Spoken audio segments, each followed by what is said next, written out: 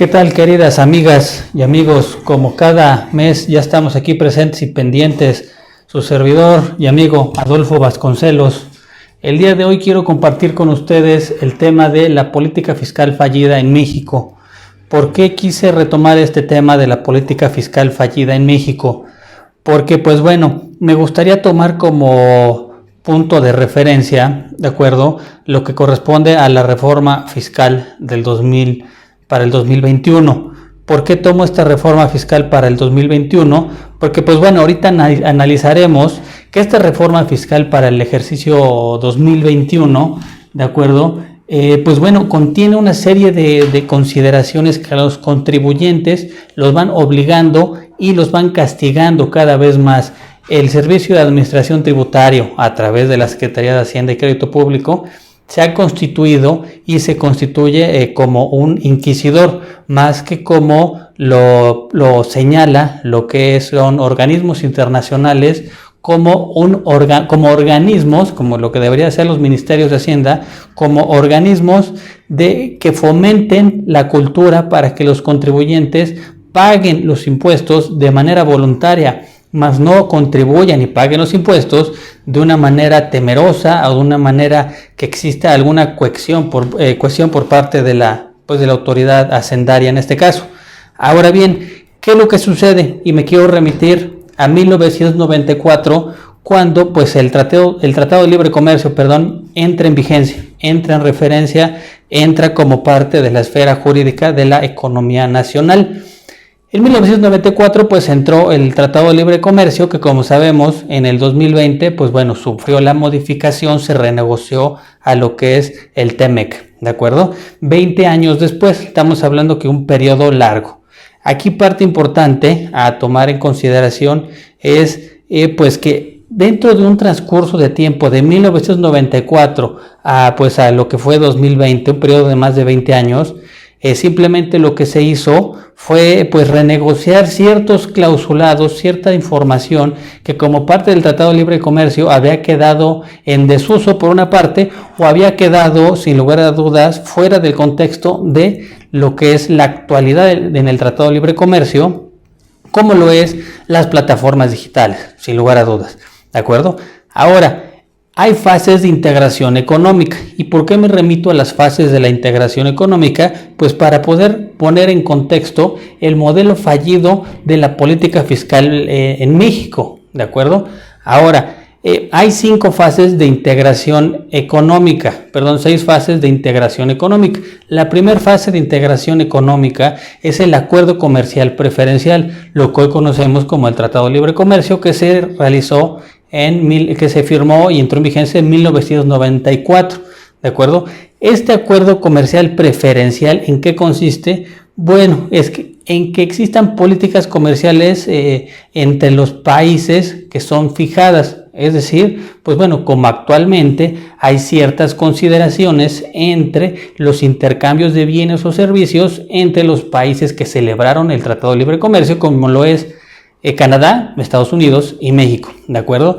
Lo que se esperaba, y muchos analistas esperaban, o lo que se tenía proyectado en 1994, es que dentro de una ventana de tiempo se transitara a una nueva fase de integración económica, como lo es el área de libre comercio.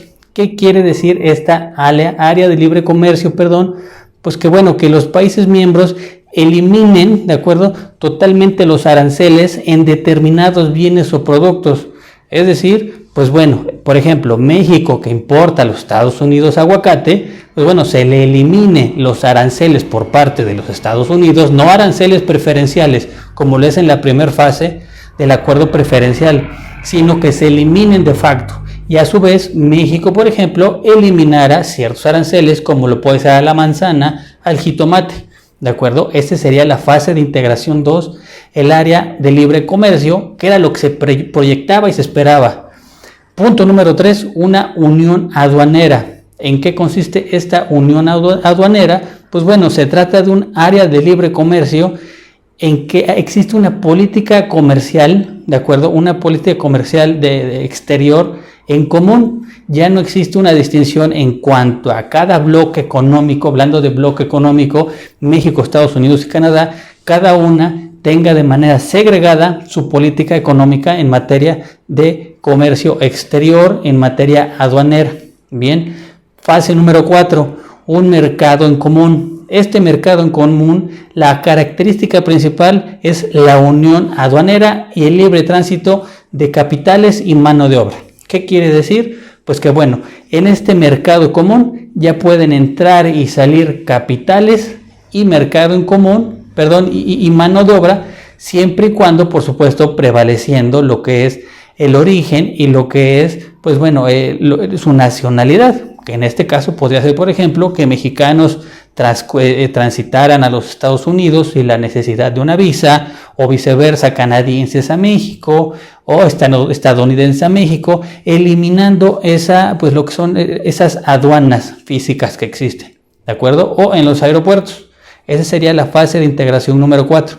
La número 5, pues bueno, ya es una unión económica. Esta unión económica, como actualmente ya persiste y prevalece en lo que es pues la Unión Europea. ¿Por qué pongo de referencia a la Unión Europea? Pues que bueno, que ya son mercados donde las políticas macroeconómicas y sectoriales se armonizan.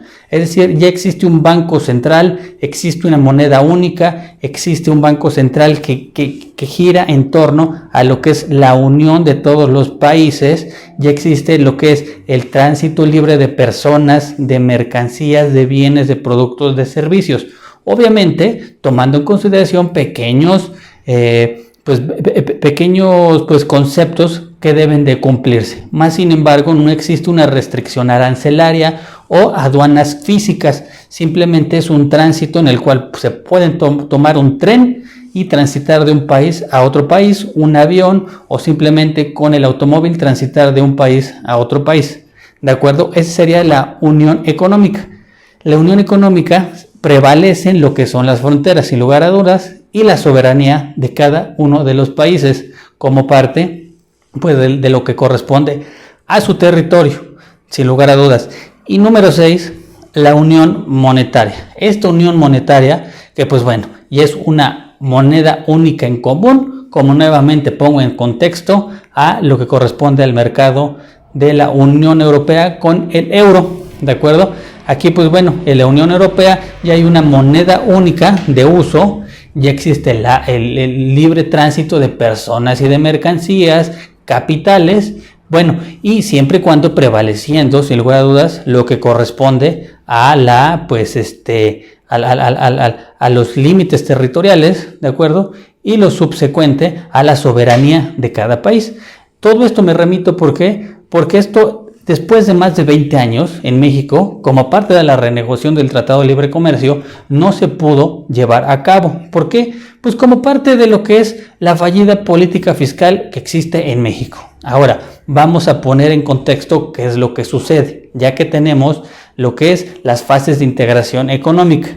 En 1994, México se integró a la OCDE como el primero de los países en vías de desarrollo, que así se nos denominó en 1994 como un país en vías de desarrollo, por no ser denostativo al hablar de un país con una economía de tercer mundo o con vías de desarrollo, con perspectivas a desarrollarse como parte del Tratado de Libre Comercio. Repito, fuimos el primer país admitido en la OCDE, catalogado en vías de desarrollo. ¿De acuerdo? Ahora, ¿qué es lo que sucede? Que al estar insertos en la OCDE y pertenecer a la OCDE, pues México tiene que competir con grandes potencias económicas, con grandes potencias que pertenecen a la OCDE, y como parte de pertenecer a la OCDE, pues bueno, México se obliga, porque celebró, inclusive salió publicado en el Diario Oficial de la Federación, pues que México, al incorporarse a las OCDE, pues se constriñe, ¿de acuerdo?, a cumplir una serie de lineamientos que la OCDE, pues esa es su finalidad, crear un bloque, y ese bloque transite de manera homóloga hacia un mismo fin para el desarrollo. Ahora, México, en materia de cumplimiento con la OCDE, es un alumno de 10, ¿de acuerdo? Más sin embargo, pues bueno, nuestra economía y nuestra legislación está diseñada para ser de un país de primer mundo desarrollado, más sin embargo, en ocasiones perdemos de perspectiva y el piso de que nuestra economía aún continúa en desarrollo como parte de esta política fiscal fallida. Ahora, nos tenemos que poner a competir como parte de la OCDE con países como Alemania, Australia, Bélgica, Holanda, Estados Unidos, Japón, países pues la misma Francia, que sus economías ya son bollantes, son desarrolladas. Entonces tenemos que tener y seguir lo que es la corriente de lo que la OCDE nos hace referencia a que nuestro marco legislativo en materia económica y en materia fiscal pues se debe de adaptar, ¿de acuerdo? Ahora, ese es para mí un grave problema, pues que en la actualidad México que está obligado a cumplir con lineamientos de la OCDE y homologar lo que son su legislación, su marco legislativo en política fiscal con países desarrollados. Ahora, ¿qué es lo que sucede en México para este 2021? Vamos a ver qué es lo que tenemos para el 2021. Más sin embargo, antes de plantear este ejemplo de lo que tenemos para 2021 como una política fiscal fallida, quiero poner en contexto una pregunta que yo le realicé a la Secretaría de Hacienda y Crédito Público, al Servicio de Administración Tributario, a la Procuraduría Fiscal de la Federación, respecto a, esto se lo realicé a través del portal de transparencia, muy importante hacer la aclaración. A través del portal de transparencia, le hice referencia y les hice 3 preguntas. Número 1, quiero que me digan el número de expedientes, ¿de acuerdo?, que han sido enviados a la Procuraduría Fiscal de la Federación como parte de todo lo que tiene que ver con algún delito relacionado con el artículo 108 o 109 del Código Fiscal de la Federación. Y me refiero a la defraudación fiscal y a la defraudación fiscal equiparada, ¿de acuerdo? Ese fue punto número 1. Punto número 2, les pregunté números de asuntos en los que se formuló querella. ¿En cuántos asuntos se formuló querella? ¿De acuerdo? Número 3, número de carpetas de investigación que fueron integradas y que fueron judicializadas. Porque como bien sabemos, no basta con que la Secretaría de Hacienda, como lo que es el lesionado, presente lo que es su querella. Tiene que abrirse la carpeta de investigación. Ya que se abrió la carpeta de investigación, se judicialice, y ya sé que se judicialice, que cuántas sentencias existen relacionadas con los delitos en materia fiscal, de defraudación fiscal y defraudación fiscal calificada, ¿de acuerdo? 108 y 109 del Código Fiscal de la Federación. Y me sorprendió sin lugar a dudas la respuesta que me dio la Fiscalía General de la República. En punto número 1, ¿qué me dijo la Fiscalía? Me dijo, mira, no tengo datos, pero de lo que pude rescatar es esto. Entonces, de lo que supuestamente pudieron rescatar a través de lo que es la Subprocuraduría especializada en investigación de delitos federales y la Subprocuraduría especializada en investigación de delincuencia organizada y etcétera, en otras áreas de lo que corresponde a la Fiscalía, me dijeron sin lugar a dudas que, ahí les va, inicios por defraudación fiscal equiparada de 2016, 17, 18 y 19, estamos hablando de 4 años, simplemente hay 12 inicios nada más, inicios por delitos de defraudación fiscal equiparada. Estamos hablando de 12 en un periodo de 4 años, que aquí en el documento, si ustedes gustan, sin lugar a dudas, me pueden mandar un correo a cp.adolfovasconcelos y se los puedo compartir. En 2019 no hay ningún inicio de defraudación fiscal. Ahora, consignados por defraudación fiscal equiparada, relativos al 109 del Código Fiscal de la Federación, allá hay 19. En el 108 del Código Fiscal de la Federación había 12 asuntos en un periodo de 4 años. En lo que corresponde al 109, hay 19 asuntos en un periodo de 4 años. Posterior, eso hablando de averiguaciones previas. Ahora, carpetas de investigación. ¿Cuántas carpetas de investigación de indicios por defraudación fiscal. Bien, hablando de 4 años, 16, 17, 18 y 19, simplemente hay 3 asuntos. 3 asuntos en 4 años por indicios por defraudación fiscal, como lo que corresponde al artículo 108 del Código Fiscal de la Federación. Posterior, tenemos inicios por equiparados de defraudación fiscal, 109. ¿Cuántos inicios o carpetas de investigación existen? En un periodo de 4 años, tenemos que nada más hay 15 carpetas de investigación dentro de un universo que tenemos que, pues bueno, desde 2016 el artículo 69b ya existía. Ese artículo 69b hablando de presunción de operaciones y operaciones inexistentes, ¿de acuerdo? Que al día de hoy hay más de 10,000 contribuyentes en ese listado, sin tomar en cuenta que cada uno de esos 10,000 contribuyentes tuvo a su vez operaciones con por lo menos, se estiman, 50 contribuyentes. Entonces tendríamos que multiplicar 10,000 contribuyentes que se encuentran en el listado del 69b, multiplicado por los 50 contribuyentes relacionados con cada uno de esos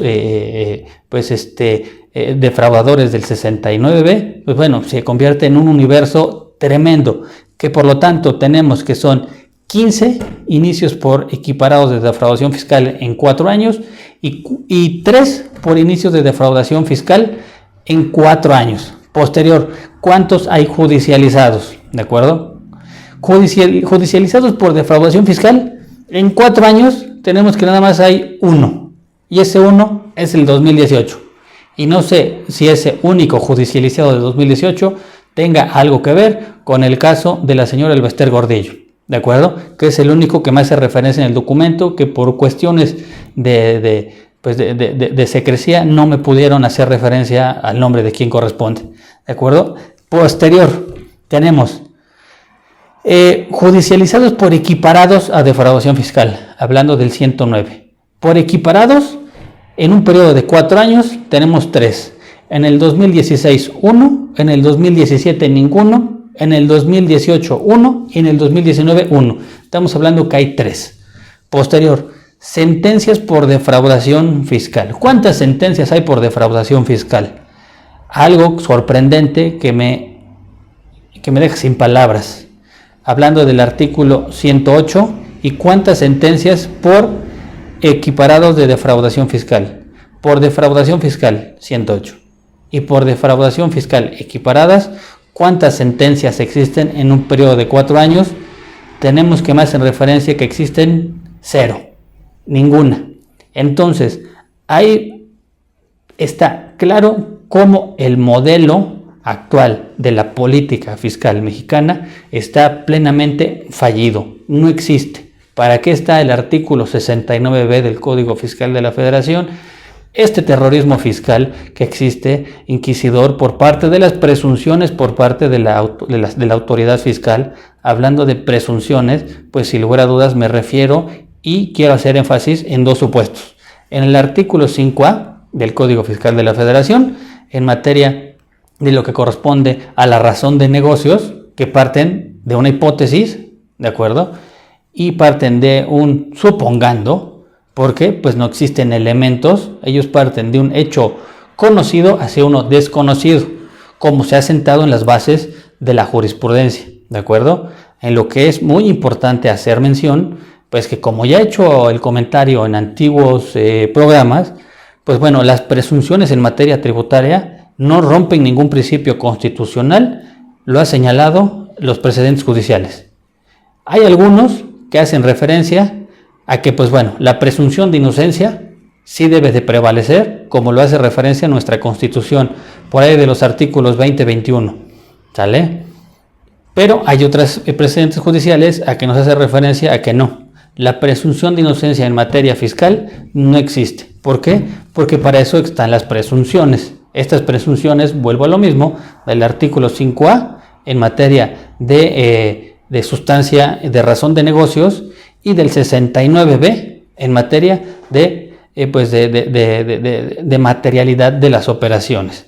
Esos son simplemente dos supuestos, 2 hipótesis que la autoridad parte de un hecho conocido hacia uno desconocido, así lo cita la jurisprudencia, como parte de su expertise. Es decir, si la autoridad considera que un hecho A puede desencadenar B, pues entonces, por lo tanto, todos los que cometen A pueden cometer B. Es decir, pues bueno, como parte de una lógica jurídica, ahí se está rompiendo por completo la presunción y todo el contribuyente es culpable hasta que se demuestre lo contrario, esto legitimado a través de precedentes judiciales. ¿De acuerdo? Como parte nuevamente de este modelo fallido de la política fiscal mexicana al día de hoy. Y ahí está lo que me contestó lo que corresponde a la contestación que me dio la Fiscalía General de la República.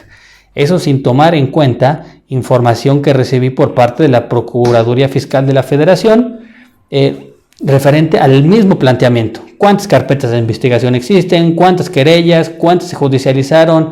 ¿Y cuánto se recaudó? Lo que me contestó la Procuraduría Fiscal de la Federación es que no hay antecedentes. Pero como parte de lo que pues ellos pretenden darme alguna respuesta, me aventaron lo que pudieron. Y lo que me aventaron fue que del 2008 al 2017 simplemente hay 439 dictámenes técnicos presentados a la Secretaría de Hacienda para que la Secretaría de Hacienda a su vez pudiera, a través de su Procuraduría Fiscal de la Federación, presentar una querella. Mas, sin embargo, no me contestaron cuántos de esos 439 dictámenes técnicos se querellaron, cuántos se abrió una carpeta de investigación, cuántos se judicializaron y cuántos a su vez existe lo que es una sentencia en contra de un contribuyente. A lo que a su vez, pues bueno, la Fiscalía ya nos contestó, en un periodo de 4 años no existe ninguno por defraudación fiscal ni defraudación fiscal equiparada. Ahí está el modelo fallido. Ahora, por lo que corresponde a la reforma fiscal para el ejercicio 2021. Para este ejercicio fiscal 2021, a mí me gustaría poner en contexto, simplemente no hablar de toda la reforma fiscal, porque no es una plática sobre la reforma fiscal para el ejercicio 2021, sino simplemente demostrar cómo existe un modelo fallido en la política fiscal en México. Y simplemente se trata de que la política fiscal fallida a su vez sea más inquisidora. Es decir, a través de la Inquisición asustar más al contribuyente a obligarlo a pagar. Es decir, no crear los mecanismos suficientes para que el contribuyente pague de manera voluntaria sus aportaciones, sus impuestos, sino de una manera inquisidora, de una manera asustándolo, una manera a través de las presunciones legitimadas a través de precedentes judiciales, pues el contribuyente tenga que pagar porque tenga que pagar, no porque deba de pagar. ¿De acuerdo? Ahora, ¿a qué me refiero? Artículo 5A del Código Fiscal de la Federación como parte de estas reformas para el 2021. Este artículo 5A del Código Fiscal de la Federación, recordemos que nos señala, lo referente a lo que es la razón de negocios. Que cuando no exista una razón de negocios entre un acto jurídico, que el beneficio fiscal sea mayor que el beneficio económico, pues bueno, la autoridad fiscal podrá desechar determinados o ciertos actos jurídicos a fin de que la base tributaria se convierta y se vuelva más grande, ¿de acuerdo? Pero esto al final de este artículo 5A nos hacía referencia, que el artículo 5A no podrá servir como base para constituir un elemento probatorio, para constituir un delito de carácter fiscal en materia de simulación de operaciones, por lo que se refiere a la defraudación fiscal, ¿de acuerdo? Pero ahora, como parte de la reforma del 2021, ¿qué se modificó este artículo 5A? Pues bueno, simplemente nos remite en el último de los parrafitos, nos dice, ahora antes no se podía constituir esta presunción del artículo 5A, y ya que se convierta en definitiva, ya se podrá constituir como un elemento probatorio para que la Secretaría de Hacienda, a través de su Procuraduría Fiscal de la Federación, se querelle al Ministerio Público y, pues bueno, se dé línea a lo que corresponde a las carpetas de investigación, etcétera, simplemente con el debido proceso al artículo 5A en materia de razón de negocios. Pero ahora, de ahí, del dicho al hecho, ahí está, hay cero, no hay ninguna. del 2016, 17, 18 y 19, no hay ninguna por defraudación fiscal y defraudación fiscal equiparada con sentencias. Hablando de sentencias, carpetas de investigación, inicios, etcétera, estamos hablando de que había 3, 4, ¿no? Pero sentencias no hay ninguna. Entonces volvemos a lo mismo. La política fiscal fallida de México es inquisidora, corresponde a asustar al contribuyente a pagar, ¿de acuerdo? Algo que veo muy a menudo aquí en la oficina, aquí en el despacho, que pues bueno, desafortunadamente a veces el desconocimiento de la materia te conlleva a querer pagar o pretender pagar algo que no tienes o no debes de pagar. ¿Por qué? Porque están este tipo de mecanismos que te persuaden, que tratan de intimidar, ¿de acuerdo? Hablando del 5A. Ahora, existe otro artículo que me gustaría pues remitirme, que pues bueno, es algo muy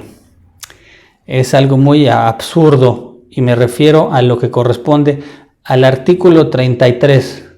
Este artículo 33 del Código Fiscal de la Federación, que nos dice, a ver, para el mejor cumplimiento de las disposiciones fiscales, las autoridades hacendarias podrán, 2 puntos. Ahora, como parte de la reforma fiscal, ¿sí?, para el 2021, se incorporan una serie de circunstancias. Esto concatenado al 17K del Código en materia del buzón tributario. Pero yo me quiero remitir al artículo 33 del Código, como parte de estas reformas. ¿Qué nos hace referencia? A ver, 1, nos dice que la autoridad fiscal podrá proporcionar material impreso y de apoyo a los contribuyentes. Bueno, pues qué bueno que nos dijeron, ¿no? Porque a lo mejor alguien por ahí iba a presentar algún tipo de recurso en contra del material impreso de apoyo, ¿no? Que era necesario que se legitimara que pueden dar material impreso y de apoyo, ¿de acuerdo? ¿No? Digo, hay una situación que no tienen razón de ser, que pues bueno. 2, para el mejor cumplimiento de las obligaciones fiscales, las autoridades hacendarias podrán imponer acciones en materia de civismo fiscal para impulsar la cultura contributiva, para fomentar valores y principios. Pues bueno, entonces, ¿qué tenemos? Que la autoridad hoy en día, entre comillas, hará las labores de un padre de familia, una madre de familia, educando a los contribuyentes para inculcarles un civismo fiscal, ¿sale? Fomentar valores y principios, es decir, regañarlos, decirles a través de material impreso, digital, por correo electrónico, por buzón tributario, por favor cumple, no seas malo, el civismo fiscal, ya tenemos la constitución moral, ¿de acuerdo? Fomentar valores y principios, entre comillas, ¿de acuerdo? Fomentar, porque ya como ya quedó previsto, no existe nada que fomente, sino que simplemente es inquisidor, ¿de acuerdo?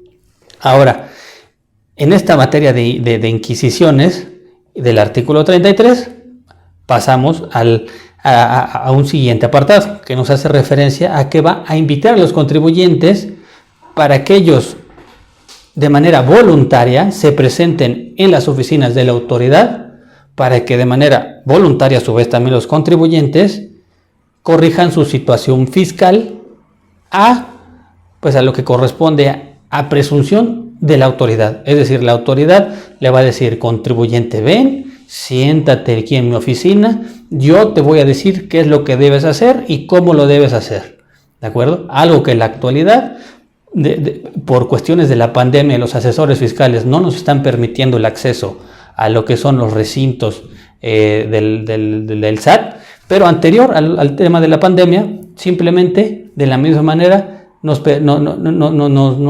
nos permitían el estar presentes y el brindarle lo que es la asesoría en materia impositiva a los contribuyentes. Entonces, por lo tanto, se pretende, ¿sí?, que este artículo 33 mande a llamar a los contribuyentes y los contribuyentes de manera voluntaria, a petición de la autoridad y a interpretación de la autoridad, cumplan con sus obligaciones fiscales, ¿de acuerdo? Que pues bueno, ahí será de ver cómo se desarrolla esto. Posterior tenemos este artículo 33, nos señala que vamos a poder recibir a través de correo electrónico, mensaje de texto, mensajes, material impreso en nuestras casas, propuestas de pago. Es decir, a través de una propuesta de pago que nos va a llegar, repito, correo electrónico, mensaje de texto o material impreso en nuestros domicilios. ¿Cuánto debemos de pagar? Nos va a decir la autoridad. Bueno, derivado de lo que yo detecté, considero que debes de pagar. Ahí está. Mi propuesta de pago nos la van a dejar por debajo de la puerta. Nos van a mandar un correo electrónico tratando de intimidar al contribuyente como parte de esta política fiscal fallida a que se acerque a la autoridad si es que no se encuentra en posibilidades de acudir a un especialista en materia de derecho fiscal, en materia impositiva. ¿De acuerdo? Posterior, tenemos la parte más alarmante de esta reforma al artículo 33, que nos habla que la autoridad hacendaria dará a conocer parámetros de referencia de utilidades, conceptos deducibles o tasas efectivas, impositivas por sector económico. ¿Qué quiere decir? Que pues bueno, ya lo que corresponde al Servicio de Administración Tributaria tendrá un listado dependiendo el sector económico y la actividad económica que se realice, ¿de acuerdo? Cuánto debe de pagar cada contribuyente. Es decir, si es un contribuyente que se dedica al arrendamiento, pues bueno, el parámetro de referencia de utilidad tendrá una casilla, dirá, bueno, el parámetro de referencia de alguien que se dedica al arrendamiento va a ser X. Vamos a ponerle una cantidad, 1,000,000 de pesos. Ahora, como es 1,000,000 de pesos, también nos hace referencia que dará a conocer tasas efectivas para el pago del impuesto. Por lo tanto, dice, un contribuyente que se dedica al arrendamiento tendrá un parámetro de referencia de utilidad de 1,000,000 de pesos. Y por lo tanto, la tasa efectiva del pago de impuesto deberá ser de, vamos a ponerle un número, 25,000 pesos.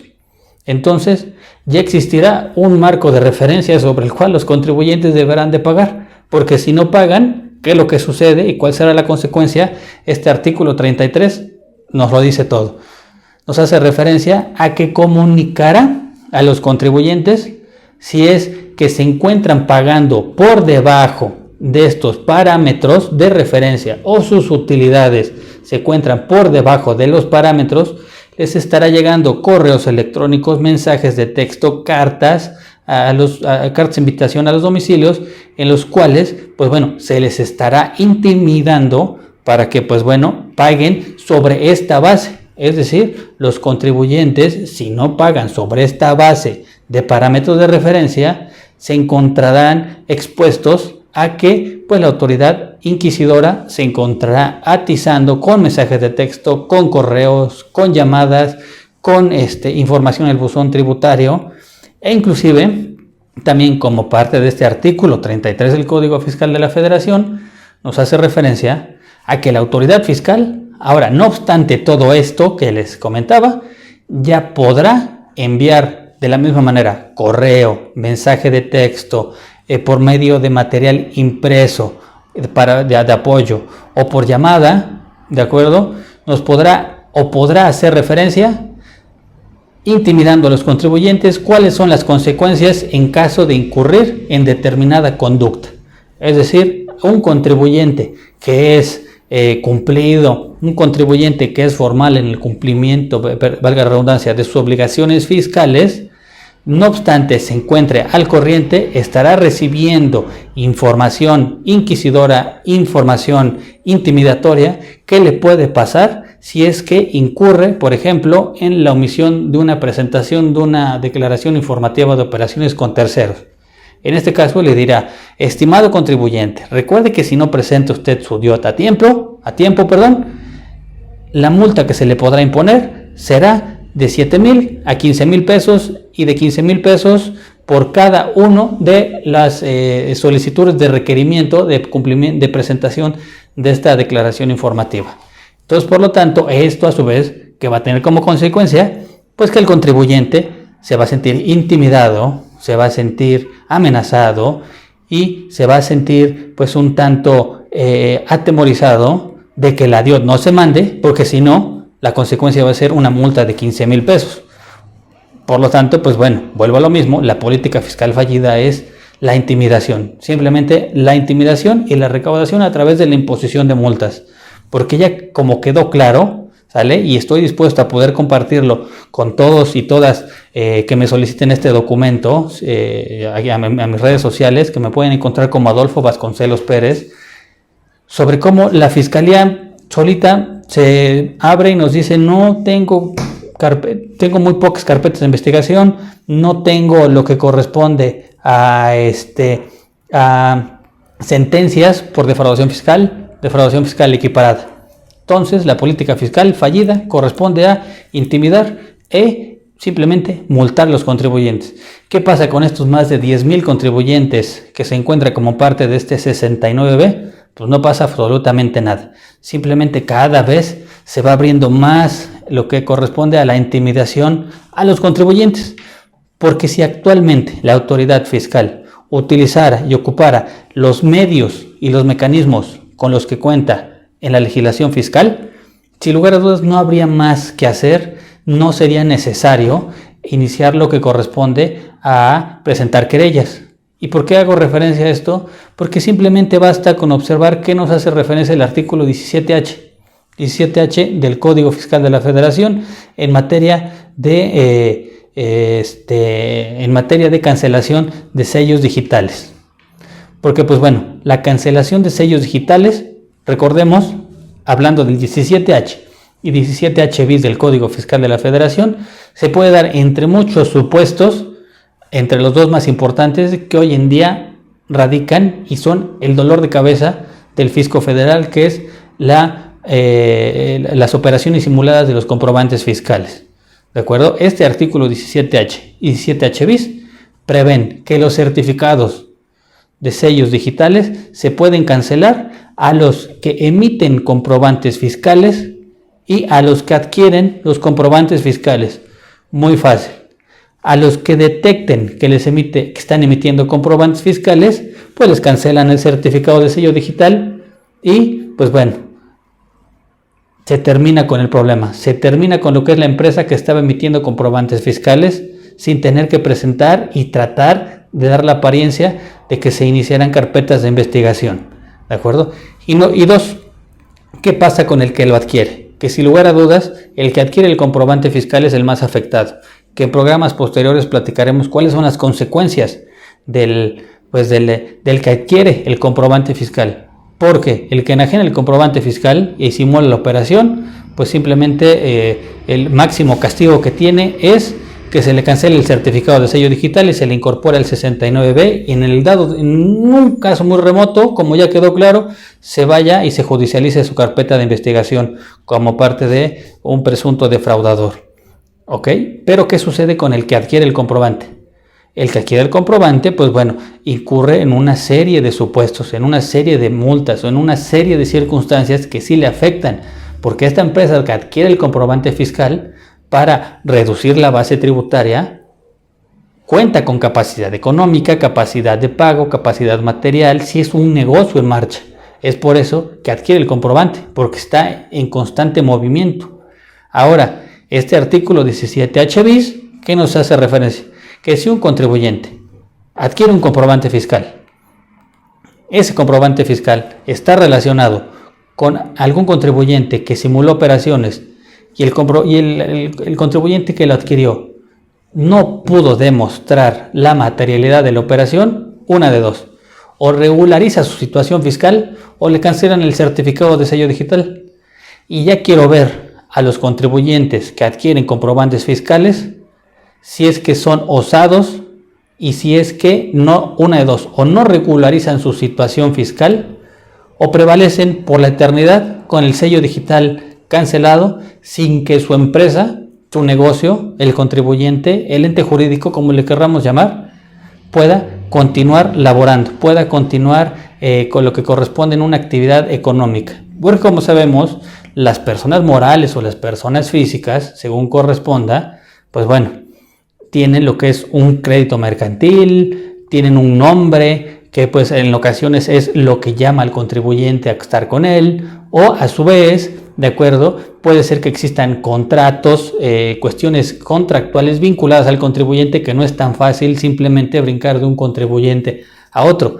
Es por eso que la cancelación de certificados de sello digital constituiría un mecanismo fundamental en esta política fiscal fallida en México por lo que respecta al control y al manejo de las presunciones en materia tributaria, por una parte, por lo que corresponde a la inquisición sobre los contribuyentes y por lo que corresponde a la intimidación para y en contra de los contribuyentes como parte del Servicio de Administración Tributario. Porque ya lo dijo el CIAT, el Centro de Investigaciones en Administraciones Tributarias, de lo cual México también es parte, ¿no? Los invito a que revisen el Centro de Investigaciones en Administraciones Tributarias. Este Centro de Investigaciones en Administraciones Tributarias tiene un marco, un código de referencia.